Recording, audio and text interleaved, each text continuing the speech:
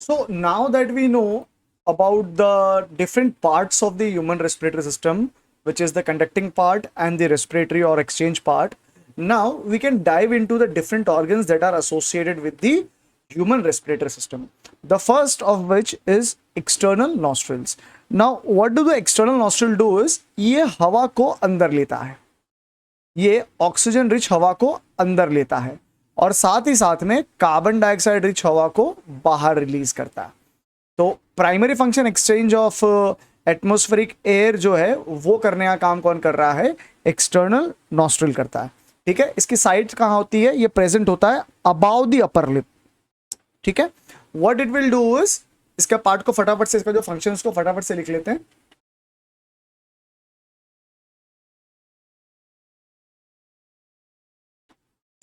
अगर external nostril की location या पोजीशन की बात करें तो it is a minute opening above the upper lips and it leads to the nasal chamber.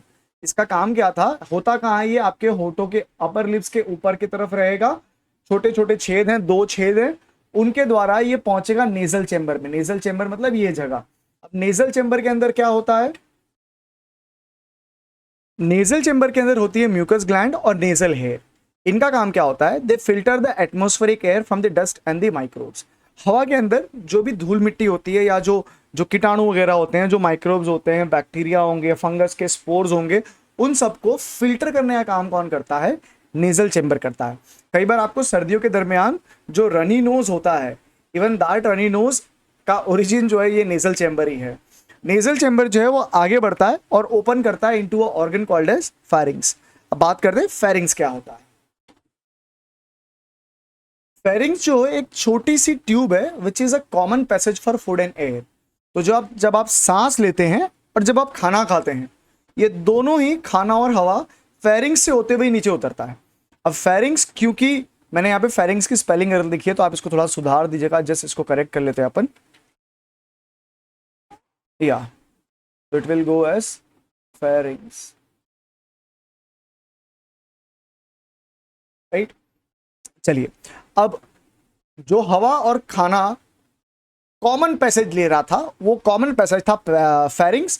Pharynx open करता है आपके लैरिंग्स में, जिसको हम लोग कॉमनली बोलते हैं साउंड बॉक्स। अब लैरिंग्स के बारे में जैसे मैंने कहा कि उसको साउंड बॉक्स बोलते हैं। It is a cartilaginous box. इसका नेचर कैसा है? इसका ये जो बना है, ये बना है कार्टिलेज का बना है और इसका काम है साउंड बनाना। तो आप आपके गले के जहाँ पे एडम्स एप्पल है वहां पर अगर आप अपनी उंगलियों को रखेंगे और आवाज निकालने का प्रयास करेंगे तो आप नोटिस कर पाएंगे कि वहां पर वाइब्रेशन हो रहा है। तो दोज वाइब्रेशन इज बिकॉज वहां पर वोकल कॉर्ड्स होते हैं, वो वोकल कॉर्ड्स के वाइब्रेशन होने पर आवाज बनती है। ठीक है, अब क्योंकि यहीं से आवाज प्रोड्यूस हो रही है तो लैरिंग्स को हम लोग साउंड बॉक्स के नाम से भी जानते हैं।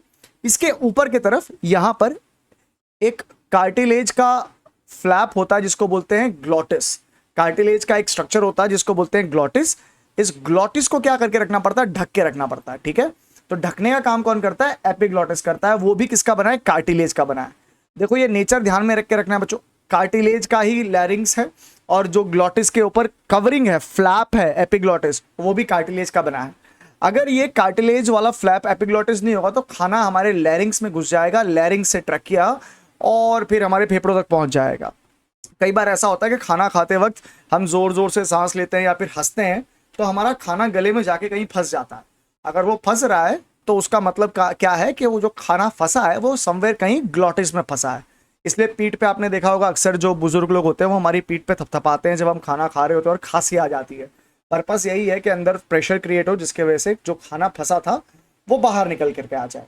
अच्छा, लैरिंग्स से आगे बढ़ते हैं। तो लैरिंग्स से आगे बढ़ेंगे तो पहुंचेंगे हम लोग ट्रैकिया की ओर। तो जो ट्रैकिया है वो एक स्ट्रेट ट्यूब है, एक लंबी सी ट्यूब है जो एक्सटेंड कर रही है कहां तक? हमारी थोरेसिक कैविटी तक। ठीक है, मिड थोरेसिक कैविटी तक। थोरेसिक कैविटी मतलब हमारी छाती का जो पार्ट होता है उसको बोलते हैं थोरेसिक कैविटी। अब जब ये हमारे 5वें थोरेसिक वर्टिब्रे पे पहुंचती है, it divides into bronchi. It divides into bronchi at 5th thoracic vertebrae. Please इस पॉइंट को आप थोड़ा सा अच्छे से याद करेंगे, इनफैक्ट हाईलाइट कर लीजिएगा। It divides into bronchi at the 5th thoracic vertebrae और इसकी वजह से हमारे पास बनती है ब्रोंकाई, राइट और लेफ्ट ब्रोंकाई बनती है। ठीक है जी। अच्छा जी, ब्रोंकाई क्या है? ब्रोंकाई जो है ये ऐसा स्ट्रक्चर है which is formed by the division of the trachea. ठीक है, ट्रकिया जब दो भाग में बट गया तो उसने क्या बनाई? ब्रोंकाई। अब यही ब्रोंकाई बार बार डिवाइड करती जाएगी, लगातार डिवाइड करेगी और फॉर्म करेगी प्राइमरी, सेकेंडरी और लास्ट में टर्शरी ब्रोंकियोल्स। अब आगे बढ़ते हैं और बात करते हैं ब्रोंकियोल्स के बारे में।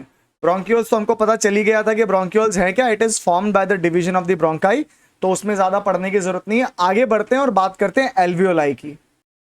अब एल्वियोलाई क्या है? एल्वियोलाई इज एक पतली सी, ठीक है, thin irregular walled vascularised bag like structure है। ठीक है, मतलब पतली सी है, इसकी कोई फिक्स्ड शेप नहीं है, इसकी वॉल का कोई अरेंजमेंट फिक्स नहीं है, इसका एक रैंडम सा शेप रहता है, पतले से पाउच के जैसा, अंगूर के गुच्छे कैसे होते हैं, बस कुछ उस तरह से इनका अपीयरेंस होता है। ठीक है, हाँ, यहां पर मैंने आपको एक चीज बतानी रह गई थी, वो क्या थी भैया? वो थी कि जो हमारे क्या कहते हैं इसे, अपने ट्रकिया हो गया, ठीक है, अपनी ट्रकिया हो गई, अपनी ब्रोंकाई हो गई, उसके ऊपर ये सी शेप कार्टिलेज के रिंग देखने मिल जाते हैं बच्चे अपन को। ये जो है ये कार्टिलेज के रिंग, ठीक है, ये क्या है? ये है कार्टिलेज के रिंग। अब कार्टिलेज का रिंग का काम जो है वो क्या है? इसका काम होता है preventing the collapse of tubes, preventing the collapse. ठीक है, उसको सिकुड़ने से, पूरी तरह से सिकुड़ने से बचाने का काम किसका है? हमारी कार्टिलेज की रिंग्स का है। अब एल्वियोलाई हो गई, ठीक है, ये एल्वियोलाई हो गई बच्चों हमारी। एल्वियोलाई के साथ में हमारी ब्रोंकियोल्स हो गई, एल्वियोलाई के साथ हमारी ब्रोंकियोल्स हो गई। और ये जो ब्रांचिंग है पूरी ब्रोंकाई की, तो branching of bronchi, branching of bronchi along with bronchioles and the alveoli, ये सारी चीजें कलेक्टिवली क्या फॉर्म करती है बच्चों? ये सारी चीजें कलेक्टिवली फॉर्म करती है हमारे लंग्स। क्या फॉर्म करते हैं? हमारे लंग्स। अब हमारे पास कितने लंग्स है बच्चों? हमारे पास, जैसे कि यहां पे आप देख पा रहे हो, हमारे पास है 2 लंग्स। इस लंग के ऊपर, दोनों के दोनों लंग के ऊपर हमारे पास एक कवरिंग होती है। ठीक है, हमारे पास एक कवरिंग होती है। इस कवरिंग का नाम क्या है बच्चों? इस कवरिंग का नाम है प्लूरा। इस कवरिंग का नाम क्या है? प्लूरा। ओके, दोनों लंग्स के ऊपर प्लूरा हो गई। प्लूरा के अंदर भरे हुए होते हैं फ्लूइड। प्लूरा के अंदर क्या भरा हुआ होता है? इसके अंदर भरा होता है फ्लूइड। फ्लूइड का नाम है प्लूरल, आई एम सॉरी, या pleural fluid. So what is this pleural fluid going to do is, जितने बार हमारे लंग्स जो है वो एक्सपांड या कॉन्ट्रैक्ट करते हैं, वो क्या करते हैं? फ्रिक्शन प्रोड्यूस करते हैं। वो क्या करते हैं? फ्रिक्शन प्रोड्यूस करते हैं। तो उस फ्रिक्शन को रिड्यूस करने का काम किसका है? इस प्लूरल फ्लूइड का है। अब प्लूरा जो है वो 2 मेम्ब्रेन का है, एक उसकी आउटर मेम्ब्रेन और एक उसकी इनर मेम्ब्रेन। जो आउटर मेम्ब्रेन है वो हमारी ऊपर की तरफ हमारे रिब्स के कांटेक्ट में है। जो आउटर प्लूरा है वो हमारे रिब्स के कांटेक्ट में है, और जो इनर प्लूरा है, जो इनर प्लूरा है वो किसके कांटेक्ट में है? वो हमारे लंग्स के कांटेक्ट में है। और इनके बीच में क्या भरा हुआ है? इनके बीच में क्या भरा हुआ है? इन मेम्ब्रेन के बीच में भरा हुआ है प्लूरल फ्लूइड। क्या भरा है? इन मेम्ब्रेन के बीच में क्या भरा है? प्लूरल फ्लूइड, जिसका काम क्या था? जिसका काम था फ्रिक्शन को रिड्यूस करना। ठीक है, अगर एनसीईआरटी में देखेंगे तो एनसीईआरटी जो है यहां से बात करने लग जाएगी, जो हमने पढ़ा अभी तक, उसके बाद में इस डायग्राम के बाद में एनसीईआरटी बात करने लग जाएगी कंडक्टिंग और रेस्पिरेटरी या फिर एक्सचेंज पार्ट के बारे में, जो हमने पहले ही बात कर रखी है। अब एनसीईआरटी हमारे सामने बात कर रही है लंग्स के बारे में, लंग्स की थोड़ी सी एनाटॉमी के बारे में। तो चलिए समझते हैं एनाटॉमी ऑफ लंग्स क्या है।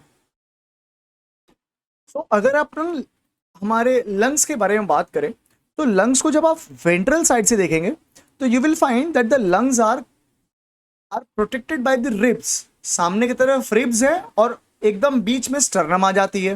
ठीक है, वहीं पर थोड़ा सा नीचे की तरफ आप थोरेसिक कैविटी से एब्डोमिनल कैविटी में जाएंगे तो आपको दिखेगी यहां पर स्टर्नम आ गई है। वैसे ही अगर आप वेंट्रल से हट करके डॉर्सल साइड पे जाएंगे तो यू विल फाइंड रिब्स ने तो अभी भी घेरा हुआ है लंग्स को, और पीछे की तरफ जैसे सामने वेंट्रल में सामने की तरफ स्टर्नम आ गई थी, वैसे ही पीछे में एग्जैक्टली सेंटर पे कौन आ जाएगी? हमारी वर्टिब्रल कॉलम। तो आप क्या देख रहे हो? चारों दिशा से, ठीक है, आगे पीछे ऊपर और नीचे चारों दिशा से हमारे लंग्स जो है वो एकदम पैक्ड है। ठीक है, आप समझ लीजिए कि अंदर एयर टाइट चेम्बर जैसी सिचुएशन है। ठीक है, the situation is more of like a air tight chamber. ठीक है, तो इसको रिब्स ने पूरी तरह से प्रोटेक्ट कर रखा है। वेंट्रल साइड पे स्टर्नम आ गया है, लेटरल में तो रिब्स आ गए हैं, और डॉर्सल साइड पे आप देखोगे तो कौन आ गई है, वर्टिब्रल कॉलम। और नीचे की तरफ जब आप देखोगे, लोअर साइड आप देखोगे तो कौन आ गया है, डायफ्राम। बच्चों डायफ्राम का शेप कैसा है, डोम शेप्ड है। ठीक है, तो ये जो हमने समझा इसको फटाफट से लिख लेते हैं। So what will we find कि डॉर्सल साइड पे तो वर्टिब्रल कॉलम आ गई, वेंट्रल साइड पे स्टर्नम आ गई, साइड्स पे रिब्स हैं, और नीचे की तरफ लोअर साइड पे डायफ्राम है, जो हमारे लंग्स को tight chamber, air tight chamber के तरह बनाए हुए हैं। तो ये बात हो गई हमारे ह्यूमन रेस्पिरेटरी सिस्टम की, और उसे कैसे प्रोटेक्ट किया गया। अब फटाफट से 2 मिनट लेते हैं और रेस्पिरेशन के जो स्टेप्स हैं उसको लिख लेते हैं जल्दी जल्दी। तो स्टेप्स ऑफ रेस्पिरेशन में जो सबसे पहला स्टेप है वो है पल्मोनरी वेंटिलेशन। इसके दरमियान हवा जो एटमॉस्फेयर से थी, एटमॉस्फेरिक हवा जो थी उसको अंदर लेना था, और लंग्स के अंदर, एल्वियोलाई के अंदर जो कार्बन डाइऑक्साइड रिच हवा थी उसको बाहर निकालना था। जो सेकेंड स्टेप है, it involves diffusion of gases at alveolar membrane. इसका मतलब क्या होता है, अब जो ऑक्सीजन रिच हवा अंदर पहुंची थी, ठीक है, ऑक्सीजन रिच हवा जो अंदर पहुंची थी फेफड़ों में हमारी एल्वियोलाई तक, उस ऑक्सीजन को एल्वियोलाई के अंदर डिफ्यूज करवाना था, ऑक्सीजन को एल्वियोलाई के अंदर डिफ्यूज करवाना था, और एल्वियोलाई के अंदर जो कार्बन डाइऑक्साइड थी उसको बाहर निकालना था। तो ऑक्सीजन को एल्वियोलाई के अंदर लेना है, कार्बन डाइऑक्साइड को एल्वियोलाई से बाहर निकालना है। तीसरा स्टेप जो है, it is transport of gases by the blood. अच्छा, मैंने सीधा ब्लड के अंदर ऑक्सीजन को ट्रांसपोर्ट कर दिया है। होता यह है कि ब्लड ऑक्सीजन जो है वो ब्लड के जो कॉर्पसेल्स होती हैं, आरबीसीज होती है, उसके ऊपर लोड होकर ट्रांसपोर्ट होता है। अपन ने सीधा दिखा दिया यहाँ पर। तो टेक्निकली हम दिखाना क्या चाह रहे हैं कि ऑक्सीजन जो है वो लंग्स से होते हुए कहाँ पहुँच रहा है, हमारे टिश्यू तक पहुँच रहा है, और सामने में जो कार्बन डाइऑक्साइड था वो उल्टा रूट अपना रहा है। वो उल्टा रूट क्या ले रहा है, वो टिश्यू से लंग्स की तरफ आ रहा है, राइट। चौथा स्टेप क्या है, चौथा step is diffusion between the blood and the tissue. Diffusion किसका, गैसेस का। तो अब क्या देख रहे थे हम लोग, ब्लड के अंदर ऑक्सीजन था, उस ऑक्सीजन को हम टिश्यू के अंदर डिफ्यूज करवा देंगे, और टिश्यू के अंदर जो कार्बन डाइऑक्साइड था उसको ब्लड में ट्रांसपोर्ट कर देंगे। ठीक है, क्या हो रहा है बच्चों, जो लंग्स के अंदर एक्सचेंज हुआ था वही टिश्यू लेवल पे हो रहा है। हमने क्या किया था, एल्वियोलाई में से कार्बन डाइऑक्साइड को बाहर निकाला था और ऑक्सीजन को अंदर लिया था। सिमिलरली यहाँ पे टिश्यू में क्या करना है, कार्बन डाइऑक्साइड को बाहर निकालना है ब्लड के अंदर, और ब्लड में से ऑक्सीजन को लेकर के टिश्यू के अंदर डिफ्यूज करवा देना है। आगे बढ़ते हैं 5वें स्टेप की तरफ। अब अगले स्टेप में क्या होगा, utilization of O2 by cells for catabolic reaction to produce energy and carbon dioxide. अब जो ऑक्सीजन सेल्स तक हमने पहुंचाया था, हमारी सेल्स क्या करेगी, उस ऑक्सीजन को यूज करेगी, और जो रेस्पिरेटरी सबस्ट्रेट जैसे कि ग्लूकोज है और अमाइनो एसिड है उसको यूज करके क्या प्रोड्यूस करेगी, ATP, और बदले में क्या रिलीज करेगी, ये बदले में ये रिलीज करेगी कार्बन डाइऑक्साइड। तो ये जो प्रोसेसेस हैं ये कंटिन्यूस चलती रहेंगी और हम लोग रेस्पिरेशन करते रहेंगे। आई होप ये वीडियो थोड़ा लंबा होने के बावजूद आप लोग आखिर तक बने रहे होंगे और आपको समझ में आया होगा जो मैं आपको कन्वे करना चाह रहा था। If that is the case, you can hit the like button, you can also share the video with your friends. अगर आपको लगता है कि इस तरह के वीडियोस आपके लिए यूजफुल हो सकते हैं तो आप गौरव ट्यूटोरियल्स को सब्सक्राइब भी कर सकते हैं। मिलते हैं अगले वीडियो में, तब तक के लिए अपना बहुत बहुत ख्याल रखें।